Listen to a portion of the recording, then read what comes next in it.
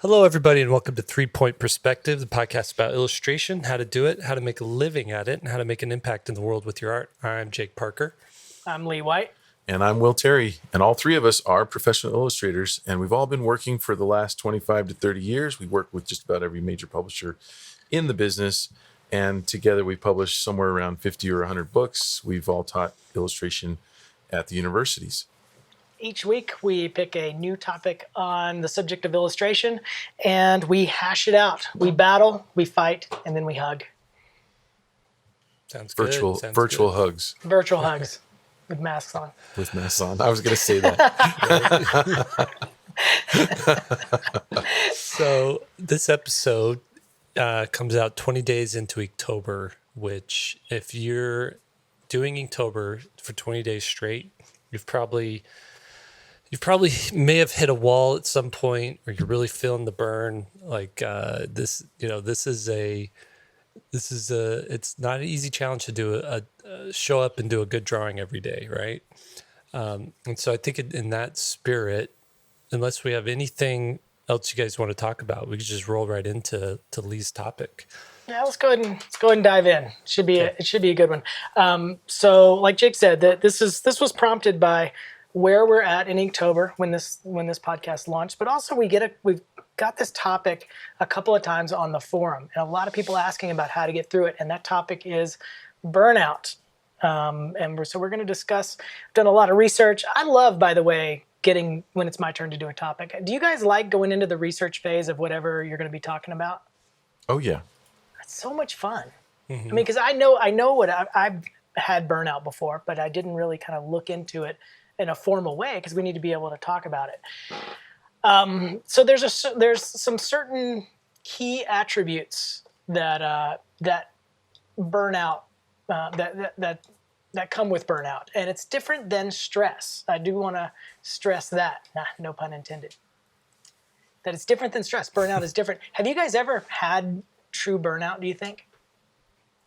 Well, describe it. Yeah, right, you got to define I'll go through the steps of recognizing burnout and the difference between stress and burnout. And that'll give us our starting point. Okay, so recognizing burnout.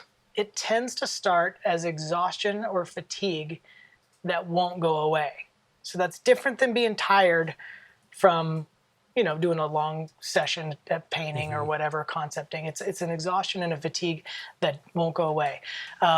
There's a procrastination in doing your work. You start prioritizing other things instead of doing the work, and you actually get more excited about those things. Like if you're all of a sudden looking at your laundry being like, oh, I got to do my laundry before I do my drawing, then could be the beginning of it. You're drifting over into the burnout stage. Envy and jealousy may start to creep in as it seems like other people are working effortlessly and you're stuck and having these feelings. And then lastly, new projects might start to seem like they sort of aren't worth the effort. And so that leads me into talking about stress versus burnout. And I'll give you guys some examples of each one of these things. So in stress, you put too much effort in, and everybody's going to be stressed from time to time. In burnout, it's hard to put in any effort at all. Remember, I was saying it's sort of a fatigue kind of feeling. In stress, you feel emotions strongly. There's an anxiety there. In burnout, your emotions feel sort of blunted, dull. Mm-hmm. In stress, you might feel hyperactive to figure out whatever the problem is. In burnout, you start to feel drained and maybe even a little bit helpless. In stress, you have less energy. In burnout, you have less motivation. So it's a subtle difference there. Stress takes a physical toll, but burnout takes both a physical and an emotional toll that you can't seem to shake. I'm starting to feel stressed that I don't know the difference between stress and burnout. I'm serious, because I'm like thinking about some anecdotes of sharing, and I'm like, is Lee going to say that's stress? That's not burnout. I'm not gonna draw. I mean, I think there's a very blurry, foggy line there of when something. I think stress is a short-term thing that gets fixed fairly quickly. I think burnout is something that goes deeper, at least from my understanding of doing the research on it. The big thing that kept striking me is this sort of feeling of fatigue and dull and non-engagement that's different than stress. Like when I'm stressed on a deadline, I might be hyper actually motivated, but I'm still stressed to get it done, right? And so it almost stress almost prompts a reaction that delivers results. Yeah. Whereas burnout, not so much. For me, when I'm stressed, I get way emotional.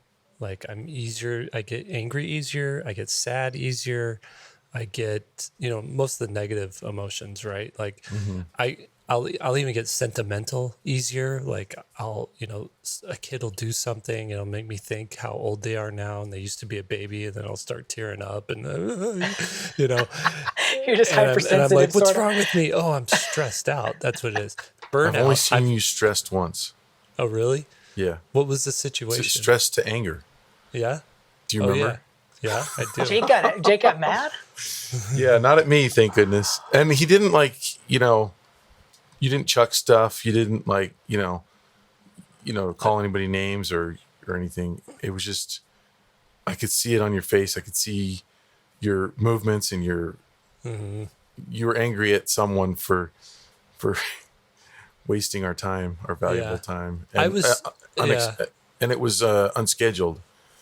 I was already stressed, and then Right. and time was like a factor. Like I don't have enough time to do all this stuff, and I agreed to do this thing because I thought it would be helpful, and I thought it would be like a great way to engage with someone and help them out. And they essentially wasted my time. They wanted to monopolize the whole day instead of just My gosh. the scheduled. So half how did hour or so. how did your anger manifest? What'd you do? Did you get yourself out of it? Or did you punch him in the face? Like You went, okay, I have to go back to work right now, and I'm just going to go do this stuff. But thanks for coming over. And you were just kind of a little bit short, and then you went and sat down, and I saw your facial expressions. I was like, wow. I love that. That's Jake's most angry. Is like he basically politely asked somebody to leave. Yeah, I said good day. but do you have your your schedule that you keep in your little meticulous notes with the little triangles and stuff? Can you hold that up to the camera? Yeah. Right, so you guys can see us, by he the way. always has this. If you guys haven't seen us it's for some reason only Will's screen is big for me. Like, just show me that again, Jake. I want to see it. Well, no, on YouTube it'll be the three of us. Okay, but I want to see it right now. Okay. But so Jake schedules out what you're seeing if you're on YouTube is he schedules out every second, not just every minute, but every second of the day. No. And so it's in a half hour to 15-minute chunks. Like he has like 10 seconds from 12:50 to 12:60. I'm going to breathe deeply. He's amazingly organized, and it's something I massively respect. I don't think anybody could be more organized than me in terms of blocking time. But Jake is the master, and I am the Well, I want you to know this. I think this is like counteractive because I'm so bad at remembering things and so bad at or it's very easy for me to lose track of time. This is all me trying to help myself out. But it's good because you actually took a step. You're like, okay, I have a weakness here, and you actually fixed it. That's rare. It seems like everybody would do that. Look, I'm really bad at this. I'll fix it with these steps. But no, a lot of people don't do that. Right. They just sort of wallow. Anyway, I was going to say though, so stress, I get emotional. Burnout, I get apathetic. That's exactly the definition. Yeah. Yeah. One thing that kept coming up, just one little thing to test it if you're burned out, is that it kept coming up as I was doing the research, is the feeling of saying, what's the use in doing that? I think that's a really interesting thing. You don't say that when you're stressed. Yeah. So go ahead, Jake. You were saying you remember a time? Oh, yeah. I would say it was 2019 was a very stressful year for me that led to burnout because there's a lot of personal stuff happening in my life. My mom died. We moved. Those are two big life events. take on all these extra duties in regards to like all these projects that I've like involved myself in. And I remember going on a vacation, taking like just stopping in the middle and like taking a vacation. And usually on my vacations, I bring my sketchbook and I'm like, I'm going to get some work done. Not work done, but I'm going to like sketch. I'm going to do some drawing for fun. I didn't even touch it. I just kind of like sat on a chair and stared out the window. Just sitting there, and people come up and talk to me, and yeah, talk, and then they'd leave, and I'd go back to staring out the window, and that was burnout. And I think I just needed to there's a saying, the obstacle is the way. A lot of times, like you can go around it, but that's not going to get you to where you need to be. You can dig a hole under it. That's not going to get you where you need to be. You could try and climb over it. That's not going to help. What you have to do is go through the obstacle, like plow through it. And by doing that, you equip yourself to be able to deal with it in the future and also overcome it like permanently. Wait, what was your original step to overcome it? Is just to plow through it? Yeah. So for me with burnout, it was just be burned out.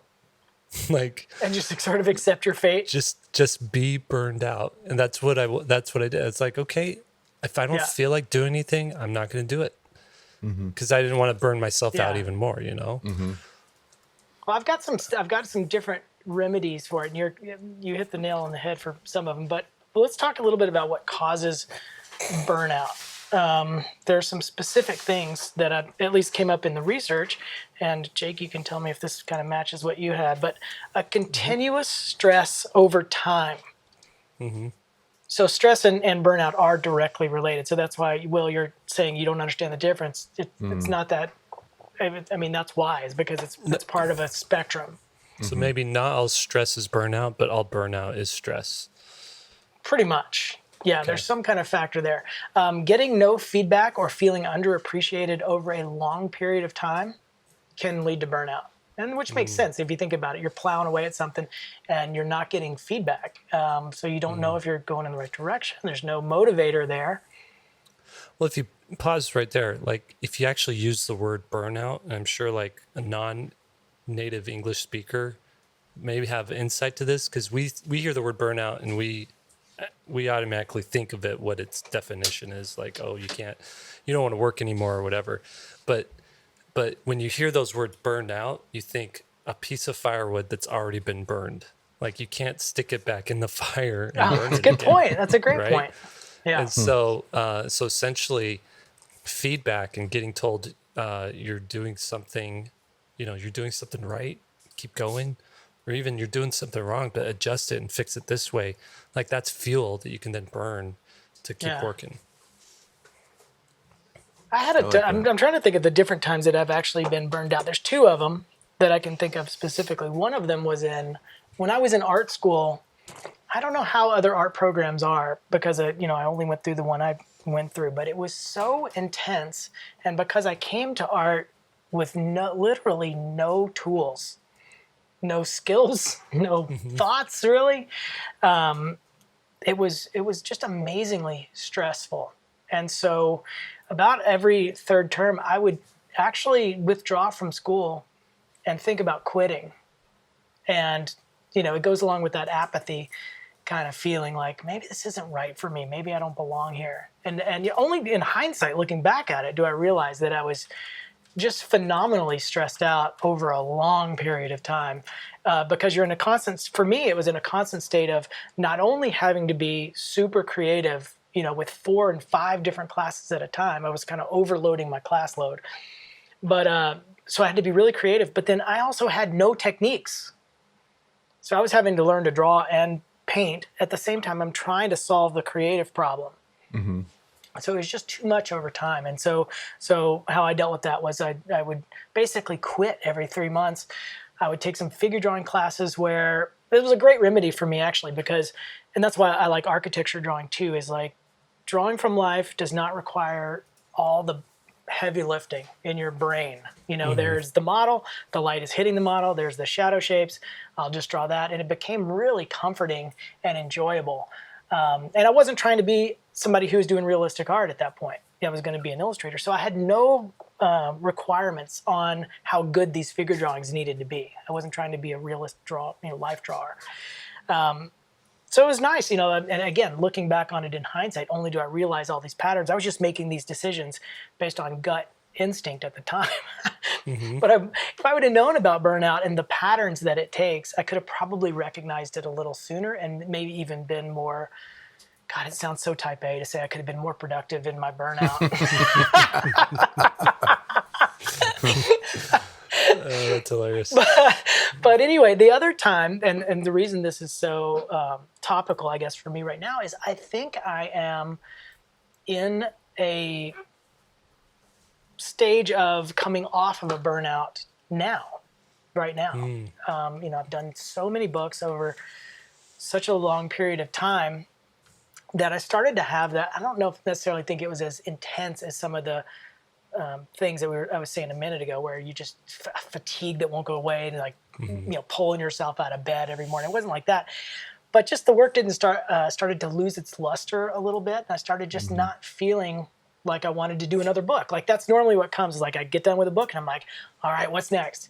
And all of a sudden, that sort of went away. My agent would send me some manuscripts, and the first thing I would think is, before I even read it, I was like, I kind of don't want to do this. Because I would know it's like 6 months worth of work. All of a sudden, the workload just started feeling like a workload. Does that make sense?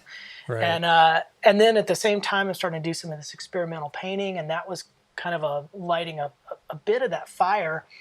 And so now I've withdrawn from commercial illustration right now just to figure things out. And so I'm going to go through some of the steps, like I said, but one of those steps is a break or even a long-term break. Teachers have a thing called sabbaticals.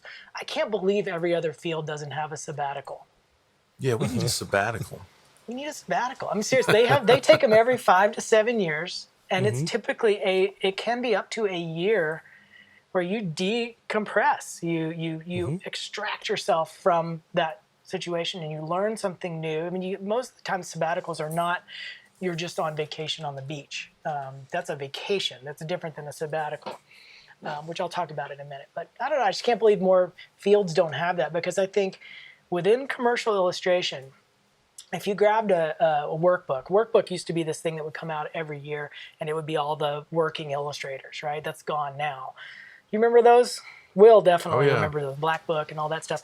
I'm an old guy. If you looked in the 1995, maybe 2000 issue of Black Book, how many of those people would you recognize today that are still working? I mean, I think illustration has a huge rate of burnout. And animation and entertainment design, Jake, you can speak to this, but how many people last the long term in those fields? Yeah, that's a good question. There is always like people wishing that they could quit the job, like, and go off and be a YouTuber or be a, just sell your books on Instagram or whatever. I like that idea though, that you brought up sabbatical, right? And so like the root word for that is Sabbath, and it's a Hebrew word that essentially means to rest, right? To take a break from work. And in that religion, their seventh day of the week is the day you have a Sabbath. It's usually Saturdays. And in many religions, it's Sunday, or there's a day of the week where you just don't work. And it's a time to think of family, focus on your relationship with God, focus on your relationship with your community, things like that.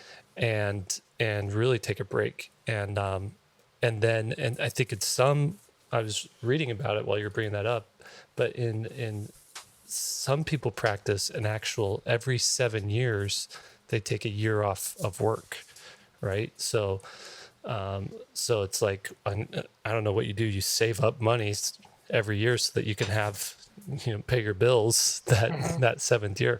But I love that idea. And I actually know a guy named Sean, it's at Sean West is his that's probably the best way to find him, at Sean West, SEANWES.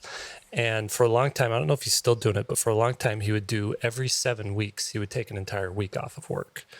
Oh, I love that. And he would rent a cabin or an Airbnb or something like that and just, play music, read books, do whatever. And I keep coming back to that idea too. I never plan far enough ahead to be like, okay, I'm going to take this week off. Usually it's like I just plan a summer like family getaway. We do a couple weeks to a month during the summer. Right. But every 7 weeks might be the key to like not burning out throughout the year, So I do the Sabbath day thing. I do take a Sabbath each week, where I don't work at all during that day, unless there's like crunch time deadline where then I'll like, guys, everybody has to do that, but yeah. But for the most part, it's like, usually Saturday and Sundays are off. Sunday definitely. But then I like the idea of doing every 7 weeks, and I want to try every 7 years. Why not? Life's too short. I'm gonna take a year. I'm gonna give myself a year, and maybe some. I told myself I was gonna give myself a year away from doing books and commercial work, but now all of a sudden, book ideas are starting to come in organically. You know what I mean? Almost like I'm not trying anymore. Like people are like your agent is saying, "Hey, I got another book idea," or you're no. Just coming from me. Yeah. It's just coming from me. Like all of a sudden, now that I've extracted myself from just the grind of commercial work, I'm starting to notice things. I'm noticing patterns of light and shadow where I haven't seen them when I'm on a morning walk. I notice some themes coming up in terms of subject matter and content that I haven't explored before. And so it's funny how it's sort of organic. You don't have to force it. If you're not trying to force it, I guess. I don't know a better way to say that. Which brings me to one of the last causes that I found. Then we'll go into the steps of getting out of it and how to avoid it and all that stuff. But before you get into that one, I want to hear Will's take. Oh, go ahead, Will. Sorry. So, you and I have talked about your, your relationship with the books that you've been doing, and some of the ones that you've really loved doing, and some of the ones that you have been a lot less enthusiastic about doing. Some of the offers that you've been given that you really liked, and some that you really didn't like, and the volume and everything. And I've gone through some of that too. And when I think about this subject, and I think about times where I've been either stressed or burned out or both, I see it as artists, the further you go in your career, the more impact, and the older you get, the more impact you want to have with the art that you make on the world. In other words, you become more and more professional, and you're not satisfied with what you've done in the past. As far you're getting better, and it for me, I could say I've gotten to the point where I'm like, I have put in more time than doctors who start out, in their first 10 years. I've put in more time, and I become just as much of an expert in what I'm doing as a doctor or a surgeon does, And the further that you get on that scale, the more you expect to be able to work on projects that are really good.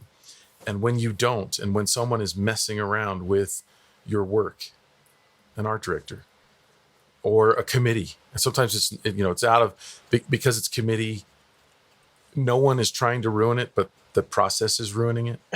That's a great way to put that. Yeah. And you're so frustrated that it to me, it tends to lead to burnout, because you know what you're capable of. And that's when I've become apathetic towards projects. I'm like, you've already ruined it. I don't care anymore. Let me just get out and get paid and get the money. Is this what you wanted? Here, take this. and to go a little further with that, I would say that artists are, by nature, we're codependent. At least I am. I'll speak for myself, but I think a lot of people are. We're codependent in the relationship we have with the viewer of our work. And so I've asked myself this question, and I think I've asked you guys this before. If you were the only person on earth, would you still create art? And I don't know that I would, you know, all things being, let's say you have a great home to live in. You have all the food you want. You have all the necessities and all the recreation that you could possibly handle. So living is not a problem, but there's no one to view your work. What do you still create work? That's an interesting hypothetical. I don't think I I've never would, thought because about I'm always thinking of my viewer.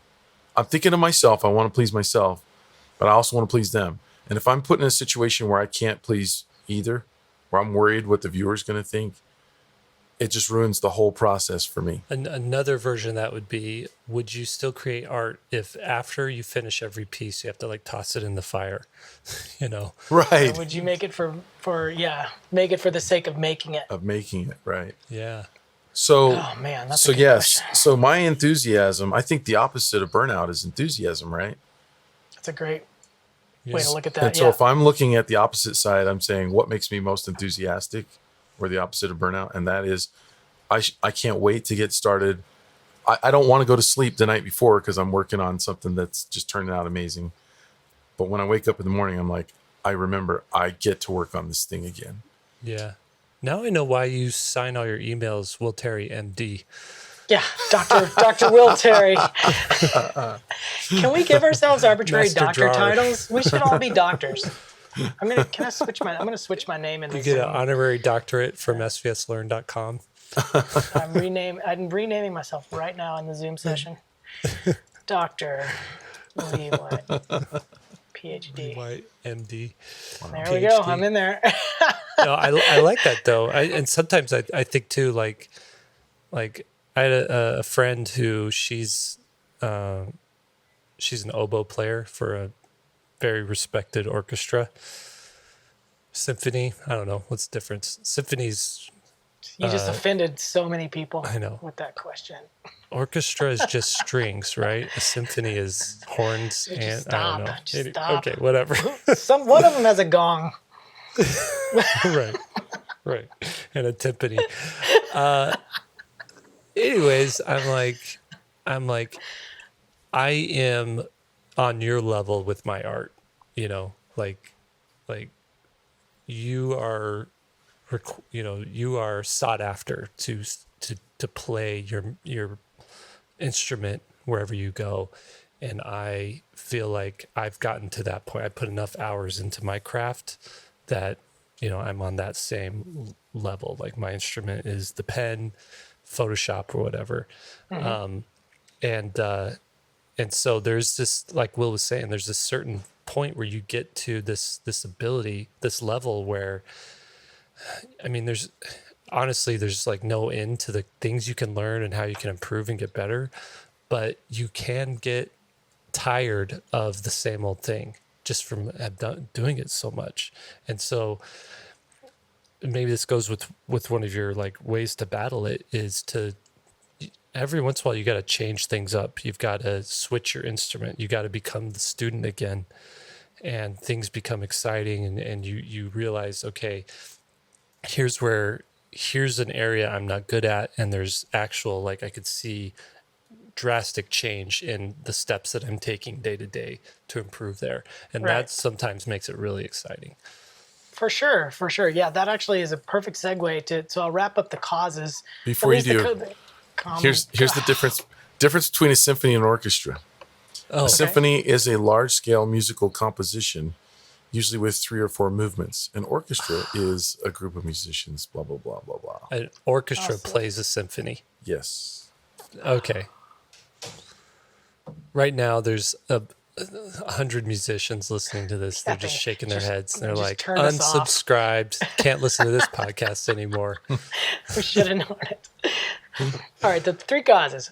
Continuous stress, no feedback or being underappreciated, and then exactly what Jake and Will were both just saying is a pattern that isn't changing.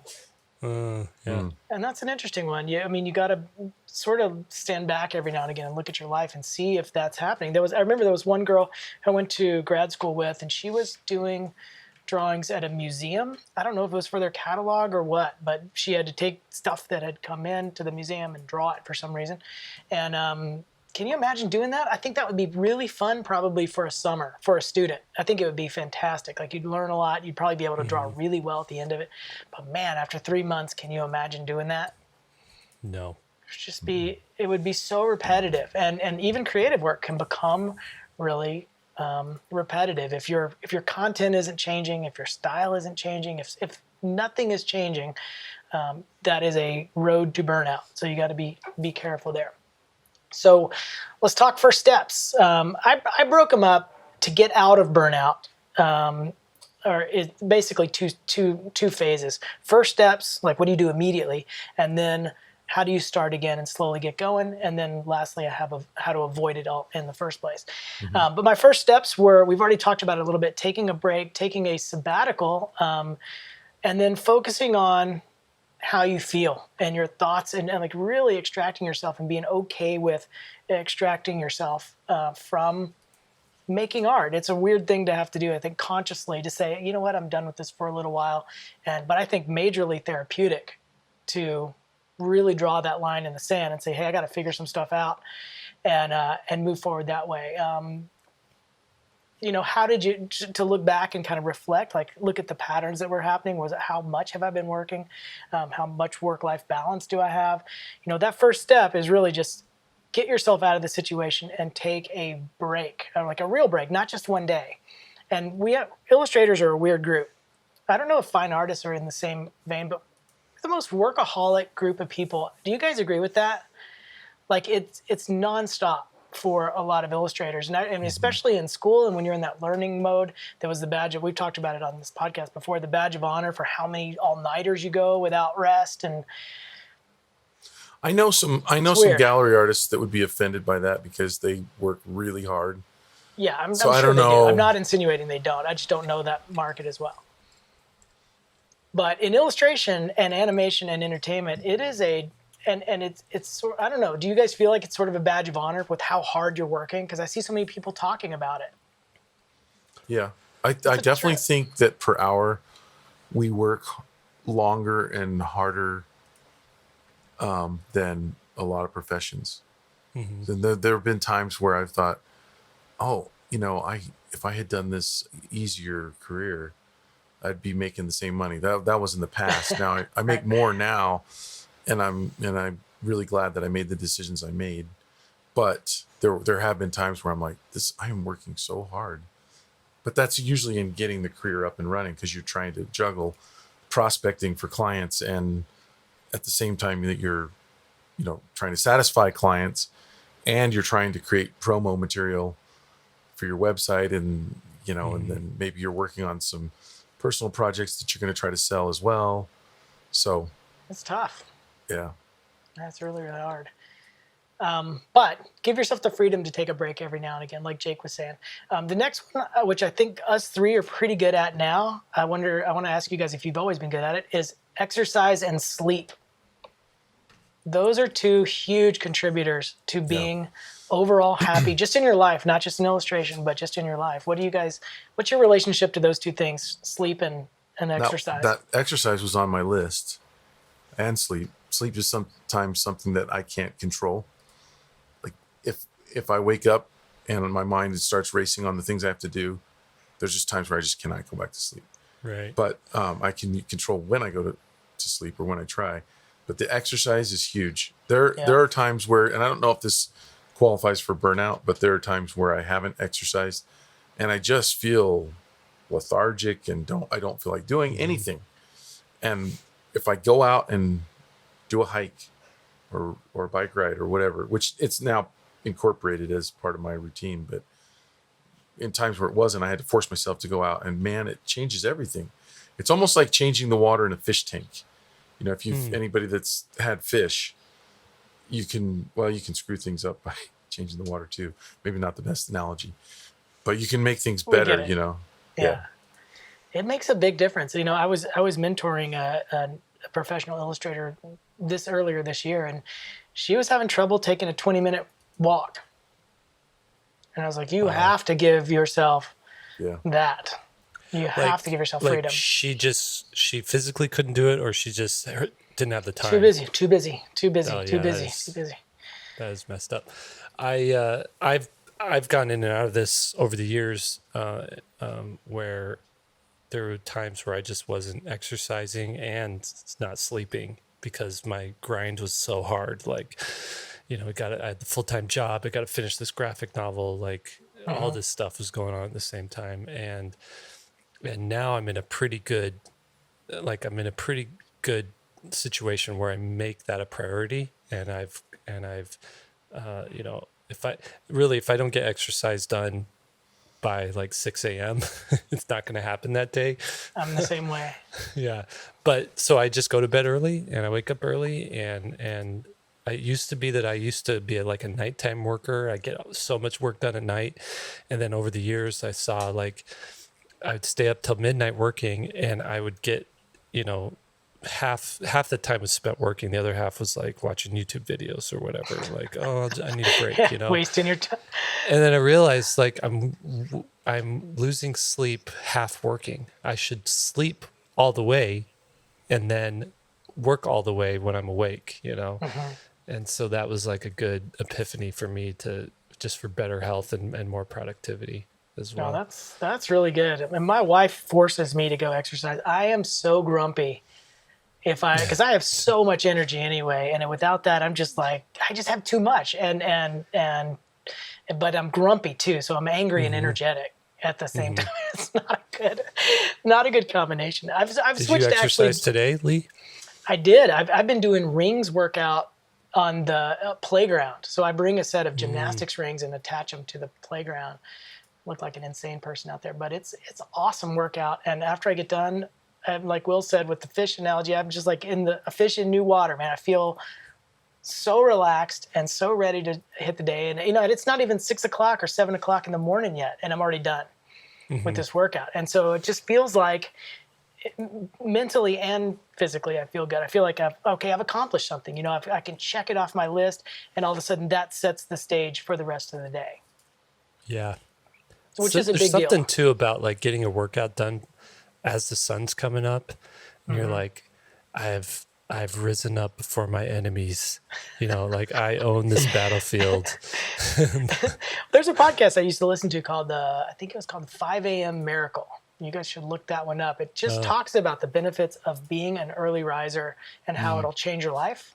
And so check it out. I agree with Jake that if you switch to an early to bed, early to rise kind of schedule, it tends to work out in your favor, at least from what I've seen.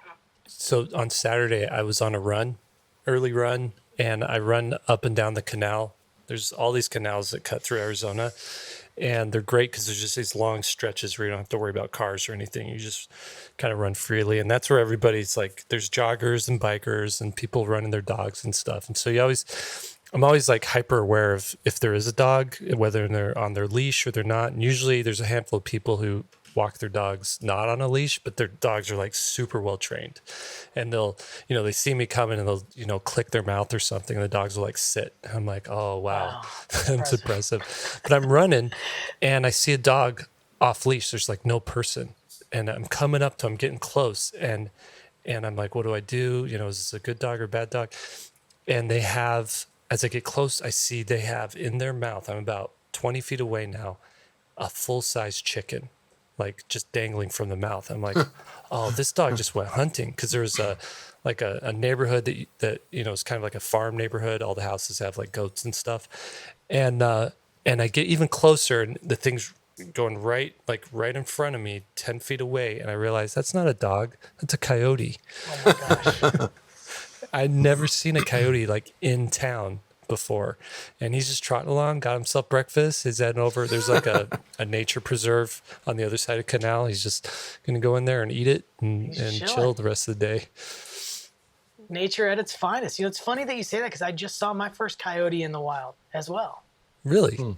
Yeah, just this week I was driving to the disc golf course, and all of a sudden they just look different. Like the silhouette is a little bit different than a dog, and so it caused me to do the double take.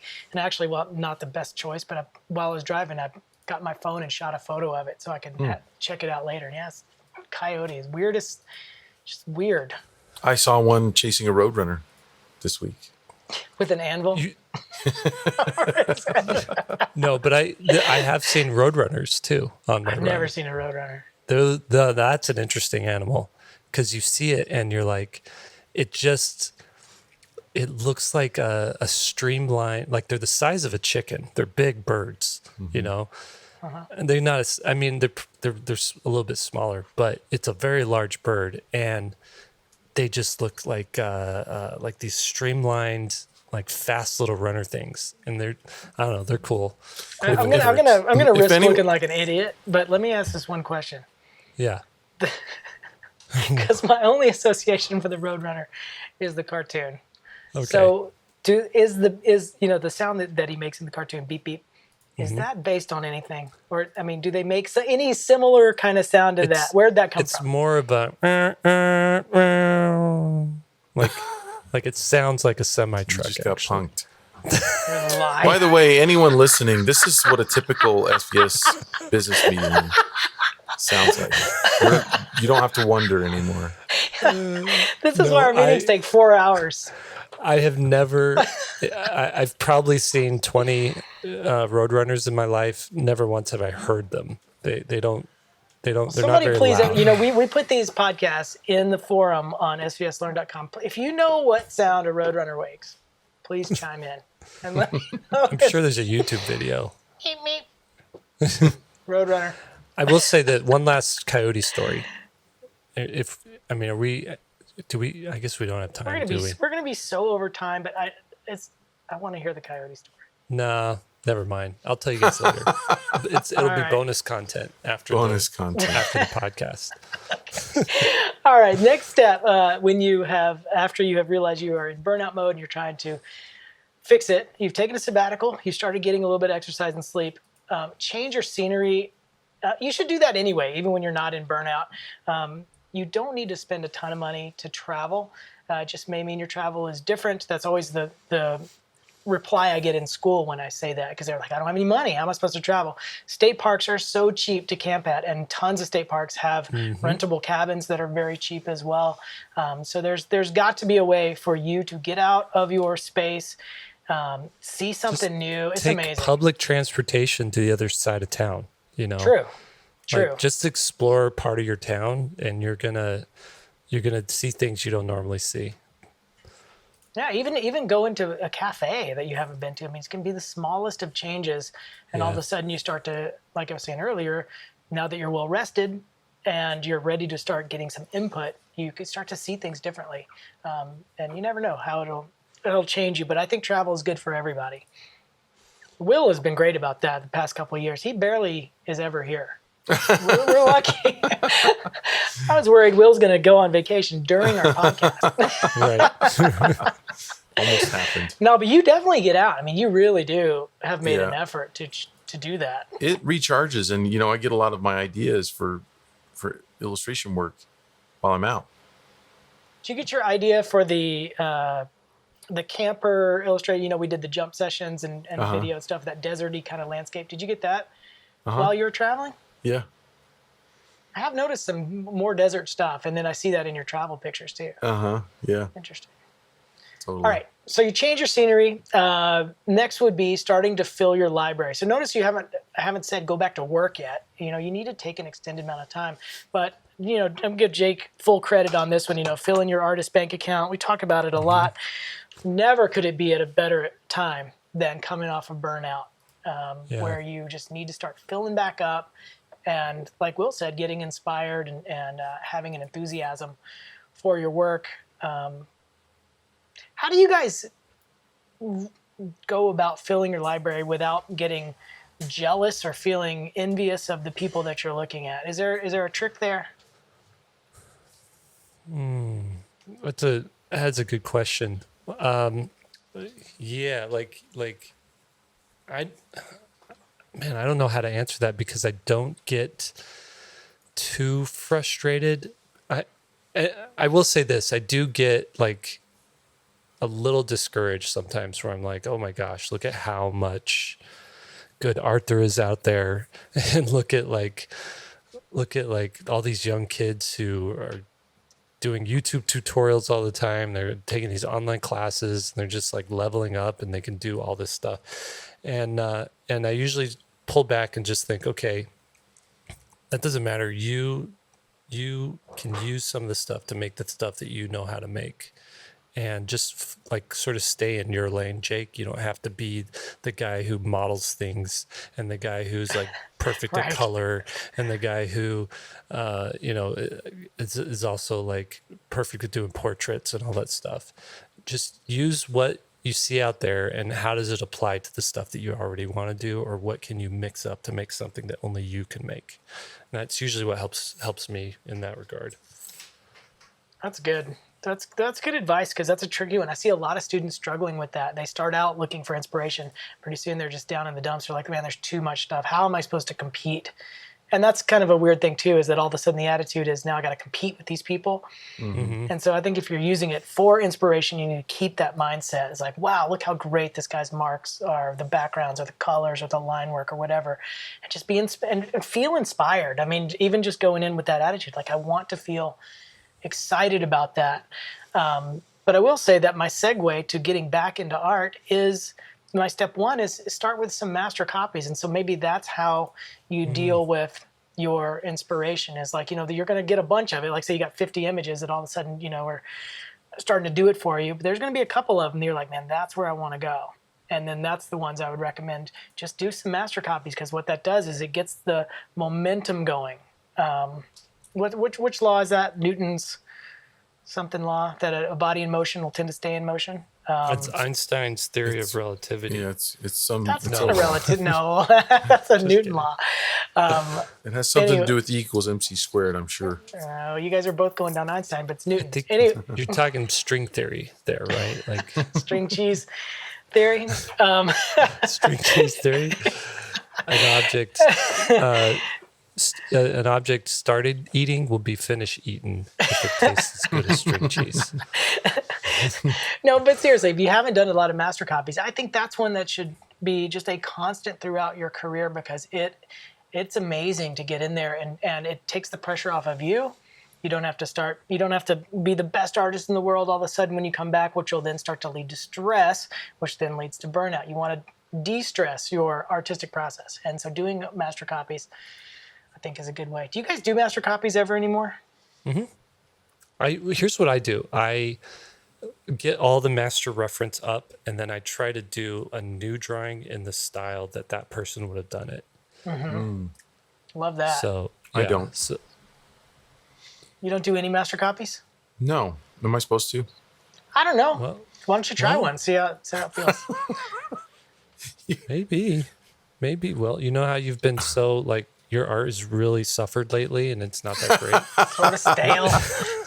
Same old. Yeah, I see what you guys are saying. I It's think fun, I'm going man. to check myself into doing some master copies. I wonder what you would do, though. I mean, like, what would Will Terry pick? It can't be like, you couldn't pick Mary Grand Prix to do your master copy of, because that style is sort of how you evolved into your style. She's one of your influences, I remember. But like, who would you pick if it had to be somebody completely different? Like Mike Mignola or some artist like that. Who would you pick to say, like, that guy's got something going on that I'm interested in? I don't know. I think I would probably, one of the things that I really want to do is I want to do some plein air painting. So I would probably pick some people that I really like over there, Interesting. and try to. Do a David Dibble master study. He'd be a good one. I'd like to see. Another I'd one like would to be- see you try one. A friend of mine, Alan Brockbank, who just is blown up in the plein air world. He's doing really, really amazing work, and it makes me jealous when I see him posting it on Facebook. That's How do the you- perfect ingredients then. But that's the Will Terry challenge. By the next Yeah. time we record a podcast, Oh boy, do one study just to I'd see how have it to feels. buy I'd all love. the crap. All my Oh, you can do it oil digitally. stuff is all. I can. Yeah, No, you Take can't. your iPad out there. yeah, man. You can't see it. You have to have like a. Have to be cover. in the shade. Yeah. Yeah, but if you're doing a master copy, then just do do the copy the best way you know how. It's probably be in Procreate or something, and see how. I'd love to just get some feedback on how it felt once you're done. Were you glad you did it? Did you learn anything? I love how you guys have no your problem homework. overstepping your personal boundaries with me. That's your homework assignment, Will. It's refreshing how comfortable you guys feel. Well, we're Dish giving it right advice, and we need to. We can't just say it and then not do it. We have to do the advice. I have this plan, and it goes like this. I have so many projects that I want to do that I'm working on, things that I'm currently trying to finish. And I tell myself when they're done, I'm going to get the whole setup and I'm going to go out with some of my friends and I'm going to paint the mountains. And every time I'm about ready to do it, I get another project that has to be done or, and so that's been kind of my method right now. However, it will happen. Yeah. Because the neat thing is I can combine hiking with painting.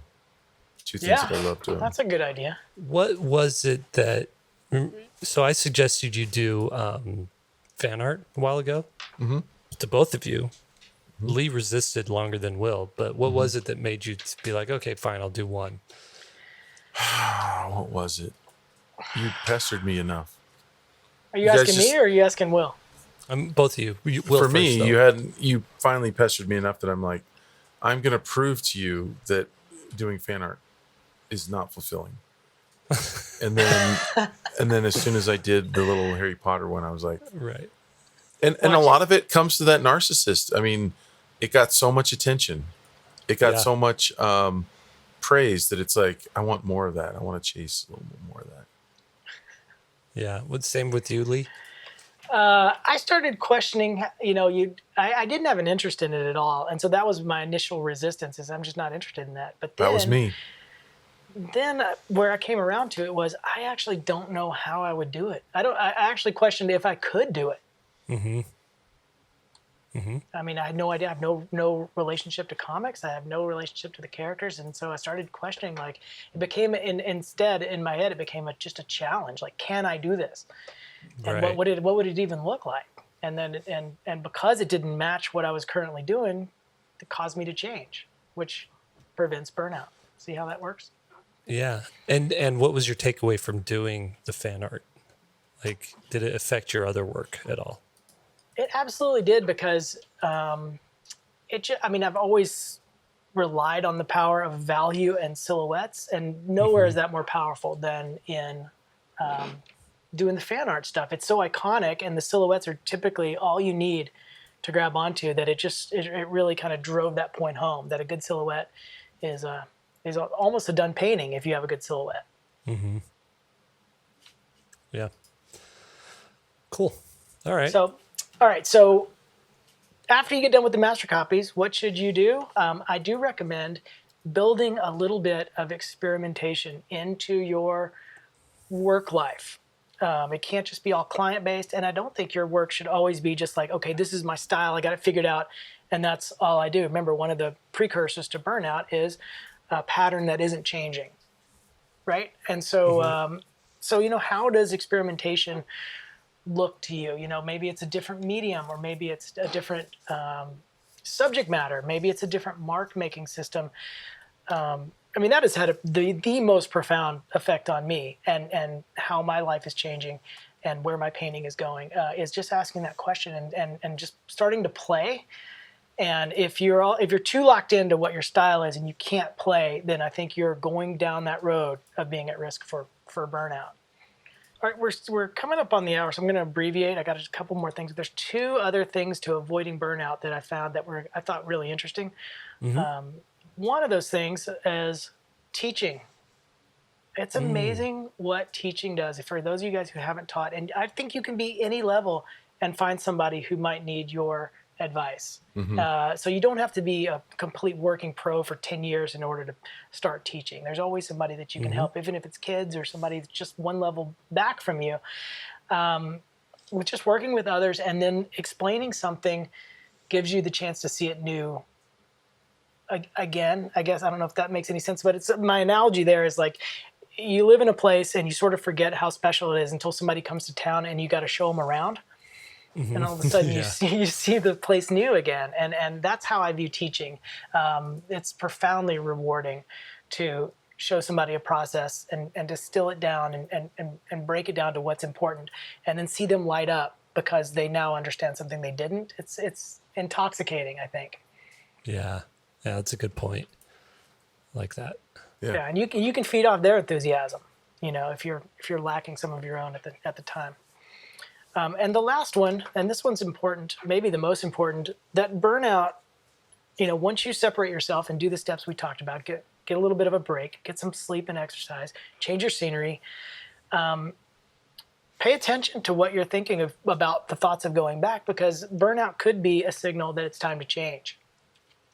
And that might mean what the work is. It might mean a whole different career. It could be just a slight change. Who knows? But pay attention, because that's a nudging. If you've done all the steps to get back to normal, and you're still sort of dreading going back, time to change. Right. Yeah. Yeah, I dig it. That was good advice. Thanks. It's Really fun to good. research. Yeah. Could have used this episode last year. Sorry. I was too burned out last year to do it. Right. Right. Should I take us out? Let's go ahead and get us out. Unless Will has Anything something else you wanted to add, Will? No, I think we covered it pretty good there. All right. If you do want to hear my Coyote story, I'm going to tell it right after this. So here we go. Everybody, thank you for joining us. 3-Point Perspective is made possible by SVSLearn.com, where becoming a great illustrator starts. Go check out SVSLearn. We've threw a ton of new inking videos on the website. Just really good stuff happening over there. So go check it out. Become a subscriber and get access to all that stuff. Your hosts have been Will Terry, MD. You can find him at willterry.com and find his artwork on Instagram at willterryart. Dr. Lee White at leewhiteillustration.com, and you can find his work at Lee White Illo. And I am Jake Parker Esquire, and my website is mrjakeparker.com, and you can find me at Jake Parker on Instagram. Podcast is produced by Daniel too, and that's danieltu.co is his website. So go check him out there. Podcast shared online, all our social media handled by Lisa Fott. Special thanks to her for all her hard work. And if you like this episode, please share it around. Subscribe to it on iTunes. Leave a review. We'd love to hear what you think. We're always looking to see how we can improve or what's working well. And if you're wanting to join in on this particular discussion, log on over to svslearn.com, where we have our forum that's free to join, and we've posted about this episode in that forum. You can chime in over there and let us know your thoughts and the discussion that's happening there. All right, everybody, thanks, and see you next time. So we were house sitting. And out in this house was like on the edge of the desert, so like its backyard was trails that just went up to the mountains, cactus everywhere, stuff like that. And they had this German Shepherd. Her name was Lady, I think, is the German Shepherd. Beautiful dog, good, well-behaved dog. And this was when Allison and I were like newlyweds. We were just married, didn't have kids. These people were like, hey, we're going out of town. You guys don't have any responsibilities other than work. Why don't you come watch our house for us? So we're like, sweet. So we went out there. My job was every day to take the dog for a walk, like on the trails. So that's what she liked doing, and gives the dog exercise, whatever. So we're going out there, and all of a sudden I see like movement through the brush, like 50 yards away. And I'm squinting, and the dog like stops. She's staring, and I realize this is a pack of coyotes. This dog is freaking out because she wants to engage with them, right? It's a German Shepherd, so she's like, Big enough to hold her own. Yeah. Yeah, can hold her own. And so something happened. She was like somehow got out of my hands, like the leash got away from my hands, and the dog bolts. And I'm like, oh crap, they're gonna surround this dog and Just eat it. they're gonna kill her. So I'm like running after her, going on the trail, yelling, "Lady!" And the coyotes like corralled her, and they did a thing where they like separated me and her, so I like couldn't Right. get to her, right? And they were doing their thing where they're like, yapping at her and getting at, and I was like so gosh. freaked out and stressed. And eventually, what I did was I want to say I started like throwing sticks and rocks at the coyotes and got them like so upset with me that they forgot about the dog. And then I was able to get around to the dog, get her on a leash, and we just booked it out of there. Wow. But that was like, That is could've terrifying. Could have gone sideways really fast. Wow. For you and the dog. I mean, that's no joke. When it's a pack, I would think that's a lot different than a singular coyote. Yeah. Yeah. That was such a cool, like, you don't realize how much wildlife is out in the desert until you're like running around out there. Especially, this was during the winter. So, it wasn't like blazing hot. It was 70s, 60s or something like that. But I remember climbing up one of these trails, just took it up to one of the like cliffs, one of the edges there. And we were just hanging out, relaxing. And I looked over and there was an owl like 10 feet from me, just sitting there, and he like turns his head backwards and looks at me. Wow. And then lifts off. It's so weird. I mean, but when you come across real wildlife, it's scary. We had a bear in our yard when we lived in the country in Oregon. And Oh man. it was my cat was like, like the classic hunter dog, like when they're in that pointer position. Yeah, My cat was in that position. I come around, and I was like, what is my cat doing out there? And I walk out there and come around the corner, and my cat's still just like frozen, like looking. And I walked in front of my cat, like, what are you doing? And I turn around, and there is a bear standing up on his hind legs right there. And the cat runs inside, and all of a sudden, and at first I'm like, okay, cool, cat's gone. And then I was like, oh my God, now I'm the only one out here with this bear. And I just ran. I know you're not supposed to do that, but I was close enough to my front door that I was able to get in. But it was terrifying. I mean, What was a black bear? Is that what you said? it was a black bear. But for this story, I'll say it was a grizzly. Yeah. Wow. Black bears are like nature's sweetest bears. Yeah, right? it was fine. He was up on his hind legs probably just because he couldn't see. I was in no threat. He was not like in attack mode or anything. But Yeah. He's like, "Do you have porridge?" Any yeah, he was porridge?" actually just going through our trash. That's why he was kind of hitting all the different trashes around the area. But still scary. If you've never seen a bear in the wild, it's absolutely That's scary. terrifying. Yeah.